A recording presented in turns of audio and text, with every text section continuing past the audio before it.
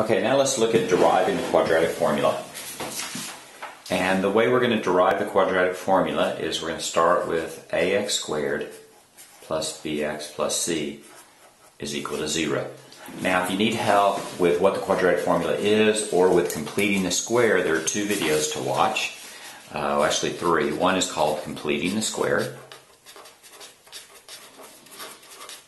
and the other one is called More Completing the Square. And then there's if you want to know more about the quadratic formula, there's one that's just called Quadratic Formula. But this one presupposes you're fine with that, and we're just going to derive where the quadratic formula comes from. Remember, the quadratic formula is x is equal to minus b plus or minus square root b squared minus 4ac over 2a. So what we're going to do is we're going to solve this for x. And the first thing we're going to do is we're going to subtract c from both sides, so we get ax squared plus bx is equal to minus c. And then what we're going to do is we're going to divide every term by a. So that's going to be x squared, right? The a's would cancel, plus b over a x is equal to minus c over a. And the step I'm going to do now is I'm going to complete the square. Remember, the way that you complete the square is you take the coefficient in front of the x, in this case b over a, and you're going to half it. I'm going to do that by multiplying by 1/2, so that's b over 2a. And then I'm going to square it. So that's the steps, right? Take this coefficient, then half it, and then square it. So that's going to be b squared over 4a squared. And I'm going to add that to both sides. And I get x squared plus b over a, x plus b squared over 4a squared is equal to minus c over a plus b over 4a squared. Now what I'm going to do is I'm going to add these two together here. The way that I add those two together is I find a common denominator. The LCD here is going to be 4a squared. 4a squared, right? The b, actually there should be a b squared here. Notice this, I added b squared over 4a squared, b squared over 4a squared. So here, the a to 4a squared, that means I multiply by 4a, so that's a minus 4ac. And here, since it has the same denominator, the numerator stays the same, so that's b squared. And I'm going to rewrite that. I'm just going to put the b squared first. B squared minus 4ac over 4a squared.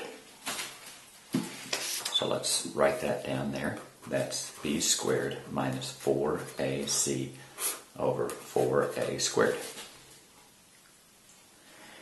Now this side I'm going to factor. Now this is a little tricky. So if you have trouble with this, especially look at more completing the square. If you're pretty comfortable completing the square, but this seems a little tricky. What we're going to do here, since we completed the square here, this is going to factor to x and then half of this coefficient. And that half of that coefficient is b over 2a squared.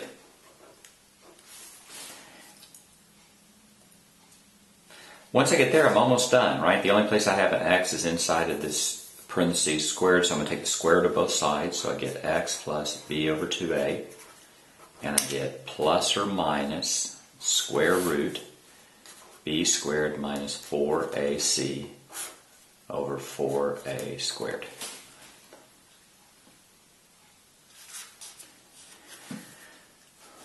Let me try to see if I can get all this together. Now what we have here is this, when you have a square root of fraction, it's just the square root of the top, which would be square root of b squared minus 4ac, which we're going to keep it the way it is. And this is going to be square root of 4a squared.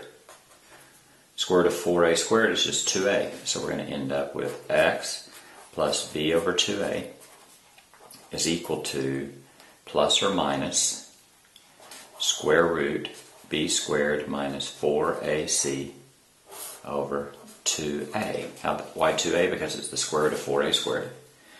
Then I'm going to subtract b over 2a from both sides, and I get x is equal to minus b over 2a plus or minus square root b squared minus 4ac over 2a. Since they have the same denominators, you can combine them and you get x is equal to minus b plus or minus square root b squared minus 4ac over 2a.